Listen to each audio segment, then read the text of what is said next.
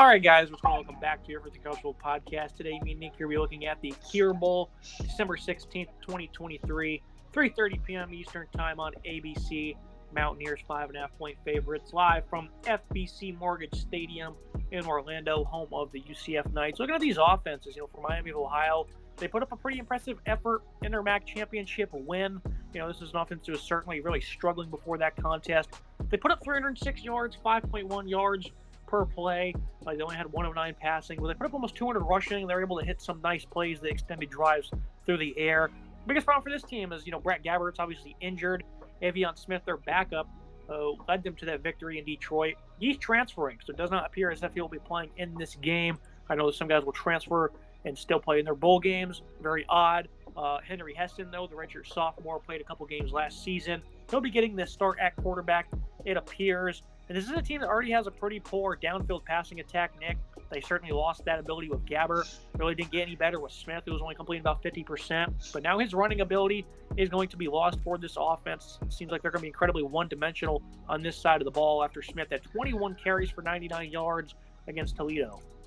This is going to be a one-dimensional offense that has to continue to adapt, which they've proven to me so far this season they've been able to adapt. Losing Gabbert earlier in the year was a big loss for this offense, as he was a pretty productive quarterback. Smith was productive in the limited sense on the ground, but now they lose those legs as he's entered the portal, and now you're going to have to kind of swing into a new quarterback here with Henry Henson. Doesn't have any experience playing so far, redshirt sophomore. So it's certainly a tough ask for him to jump in and help out this offense. They're going to have to rely on the rushing attack of 4.4 yards per attempt on the ground this season, 22 rushing touchdowns. It's going to really come down to whether or not this team can effectively run the ball against this App State defense. If they're able to, have a successful day on the ground, more than 174 yards on the ground, they could have a high chance to win this game. If the rushing attack struggles, which we'll get to in a second, the key players in that, this team could be in a whole lot of trouble against this App State defense. The rushing attack led by a nice running back in Rashard Amos. He also had a big game, 895 and 12 touchdowns for him, almost 70 yards per contest.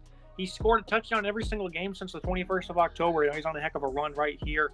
And if you want to extend it even more, he had a touchdown in 3 straight games, outside of 1. So this is a guy that's certainly been finding the end zone very often for this rushing game. You looked at a receiver, Engage Lavardane, who returned 643 on 38 receptions and 6 touchdowns for the Donaldsonville, Louisiana native. He wasn't big for them by any means, but he's still their best deep threat, so they certainly want to try to get him going in this contest.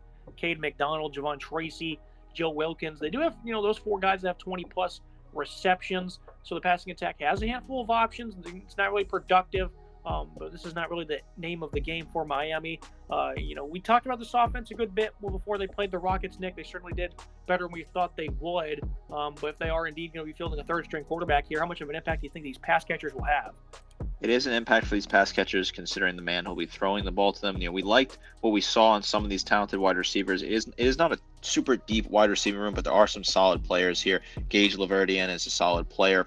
He's been hurt, obviously not playing a whole lot throughout this second half of this season, but they have some other solid pieces in Cade McDonald, Javon Tracy, Joe Wilkins. There are some talented pieces here for this quarterback to throw to, who's stepping into a tough spot. But I really think the key to success for this Miami offense is just run the ball. That's what they're going to have to do. They're going to have to ground and pound the entire day to get the job done. It's going to rely on Amos, who's having a fantastic season, has kind of been that star for them on the ground. If he can have a successful day, I think this team will have some success and might be able to win this ball game. Yeah, left tackle Will Jados is pretty good. The rest of this unit, they've all been pretty healthy this year, like right tackle Reed Holsky. The interior is not all that polished. They do have some nice size. So everyone's, like 6', 4'3", 300 pounds. They got some good size on this offensive line. You look at the Appalachian State offense, a unit that certainly was able to punch their ticket to their conference championship game, came up short against Troy. 35 points per contest. It's not your old school App State offense, though. It's all about the passing attack. Joey Aguilar, 33 touchdowns, 3,500 yards, 9 interceptions, putting up over 272 per game from his arm. Very impressive stuff from him. They do have, Deshaun Davis and Milan Tucker transferring out of the receiving corps. But it appears as if the other top guys will be playing in this game. Caden Robinson, 59 grabs for almost 800 yards and 10 touchdowns. He leads the team in all those categories. Christian Horn, his 16 yards per catch on 34 grabs, along with 6 scores, is very notable. And then Mekhi Jackson, third leading pass catcher, also figures to be playing in this game. This is a passing attack that's looking for some redemption. Obviously, against Troy is pretty tough sledding. especially for Aguilar. Still completing 72%, almost had 300 yards. They're playing from behind. No touchdowns, no interceptions. This team has also been scoring at a pretty high clip, though, the last couple of games before running into a bit of a wall there in Troy, Alabama.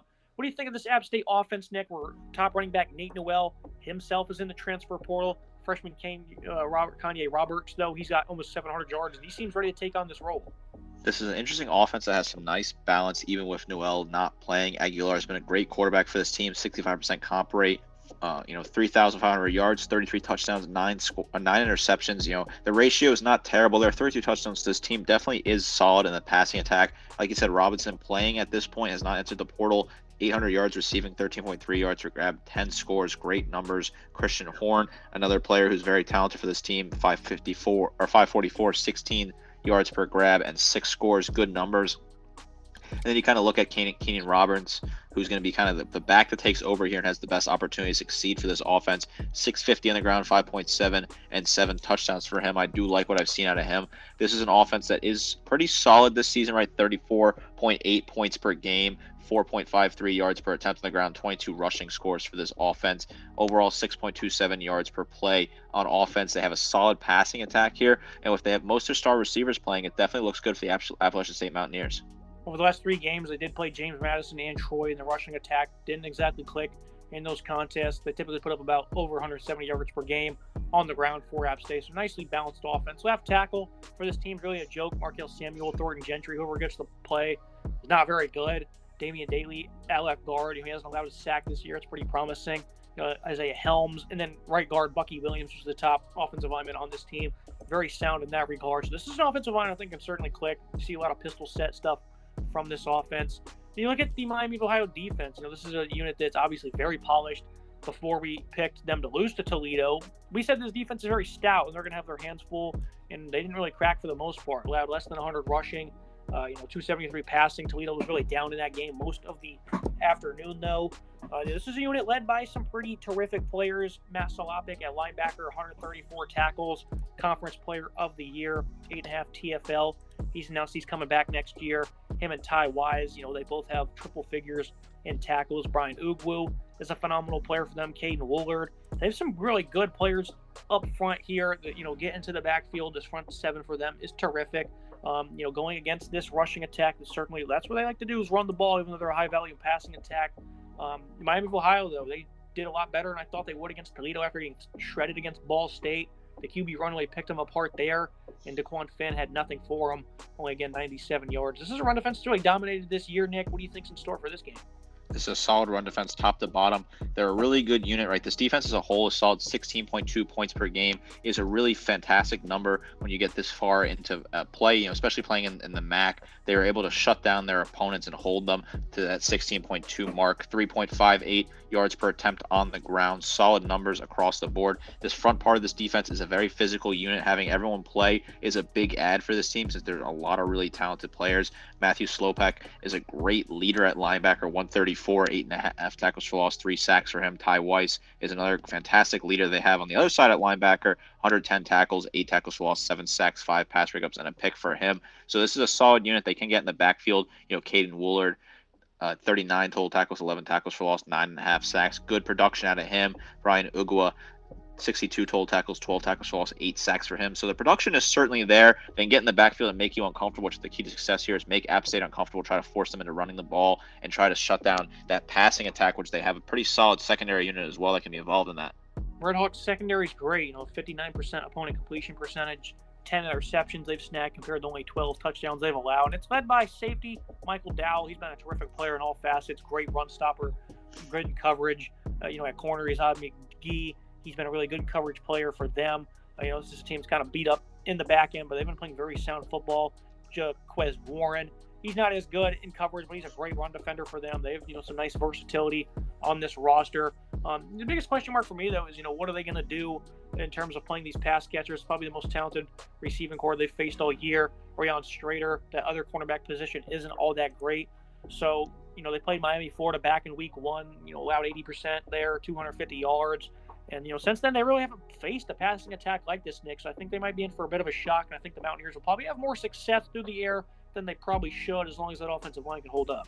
straight to the true freshman. Definitely been baptized by fire for him. The 13 pass breakups is solid. The 1 pick, 57 total tackles. As a true freshman, I'm not disappointed with his performance, but obviously, that's a tough spot to put yourself in there as a true freshman player. Yasen McKee, another talented player, 51 total tackles, 9 pass breakups, 3 picks. Michael Dow, your best coverage asset on this team, 60 total tackles, 5 pass breakups, 2 picks for him.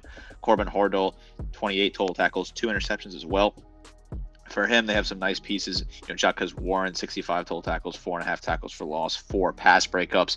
App State certainly can have success against this passing defense, which has been pretty stingy throughout this year. Like you said, the ratio 10 interceptions, 12 TDs is pretty solid. Overall, they're really solid and stingy against the pass. This is one of the better offenses they're facing against here with App State, so it may present challenges for this Red Hawks defense. Looking at the Mountaineers defense, this side of the ball's been pretty disappointing for them. We have up over 28 points per game. The middle part of the year, they got absolutely gashed in a couple of their contests. It got a lot of guys in conference as well.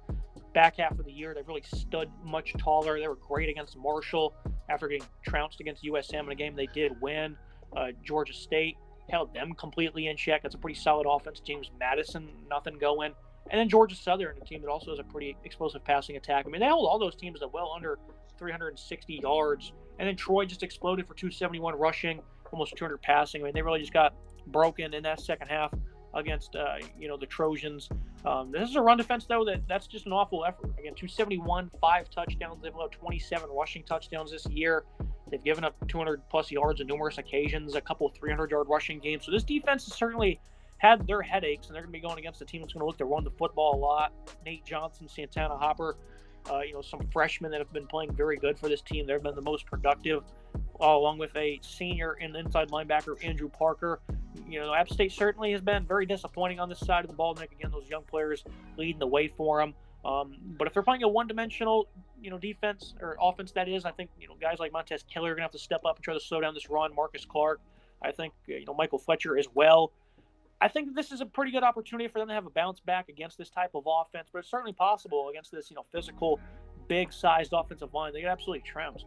This is the biggest issue for App State for me here in this game is when you look at how their run defense has struggled as of late and going against a one-dimensional run offense here. 28.4 points per game, not a great number. 5.03 yards per attempt on the ground, really not great numbers. It's a very good passing defense, but Miami's not going to be throwing the ball a whole lot. They're going to be running the ball, and that seems to be App State's weakness is defense against the run. They do have some solid run stoppers, but I don't know if it's going to be enough. Andrew Parker, 108 total tackles, 6 tackles for loss, 2 sacks. Good numbers out of him. Like you said, some freshmen. Nate Johnson, 39 total tackles, 8.5 tackles for loss, 7.5 sacks. Santana Hopper, 32 total tackles, 6.5 tackles for loss, 2.5 sacks for Hopper. There are some solid deep depth players here. The edge, they do get some good pressure off the edge. I do like what they have. Some of the guys like DeAndre Dangle Prince, 22 total tackles, 4.5 tackles for loss. Michael Fletcher, 21 total tackles, 4.5 tackles for loss, and 4.5 sacks. I just worry about this team being able to stop the run here. This is a very effective rushing attack they're going against here with Miami. Pass defense for the Mountaineers, they've snagged 15 interceptions to 15 TDs allowed, 61% comp rate. And this is a passing attack by Miami that doesn't really spark a lot of deep plays. And, it's going to be even harder now probably with, a third-string quarterback to try and find some, holes in the back end. They've had 3 different games where they had 3 interceptions. So they certainly come to play at certain times. And when they do that, they're just incredibly tough to throw on. I think they have some nice corners here. Ethan Johnson, Tyler Funderburk, these guys have been pretty solid for them. At the safety spot, it's not been as polished. Nick Ross has really struggled. I think Jordan Favors has been good in coverage, but in other areas not as good for them. Ronald Clark as well. They've got plenty of reps, though, in the back end here, and they've certainly chatted out a few different guys. App State overall, this is a defense, again, it's been disappointing. They've allowed a good amount of points this year, and their most productive players are freshmen at the end of their season. They don't get into the backfield all that much.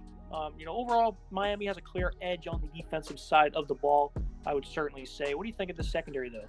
I would agree that Miami has the edge. I think Ethan Johnson's a solid player, 55 total tackles, 4 tackles for loss, 11 pass breakups plus the pick. Tyreek Funderburk, 46 total tackles, 4 picks, 8 pass breakups, good numbers. Jordan Favors as well, 37 total tackles, 4 interceptions, 8 pass breakups. This is a unit that is the better part of this defense, but it's not saying much. This defense overall has been disappointing. I just look at the totals again, 5.03 yards per attempt on the ground, 5.82 yards per play, 28.4 points per game. Just disappointing numbers if you're a Mountaineers fan. One of the final thoughts in the prediction for Miami. The D just carried them to victory, but the offense is down pretty bad now. They're without their third string or their second string quarterback for Appalachian State, Joey Aguilar in this run defense. They're looking for a bounce back. I'm gonna stick with Appalachian State for now. This seems like a game though where the underdog's probably going to come out and be the better team. I know that Chuck Martin's going to have these guys ready to play. I know a lot of their players just announced they're coming back for next season, including Matt Solopek and their top receiver Lavernian as well. So I think there's a lot of energy with this team to be played. App State, it seems like they're the team that's more complete at the moment. With I know Noel is leaving, but they still have a capable rushing attack, a good quarterback. The defense, I like what they can accomplish in the secondary. I just have worries they're absolutely going to get dominated on the ground against this big offensive line. And, a running back that has found the end zone plenty of times this season. I'll stick with the Mountaineers for now because I think I have doubts of this offense for Miami being able to score. But you don't have any at all, Nick. You got the Red Hawks outright here.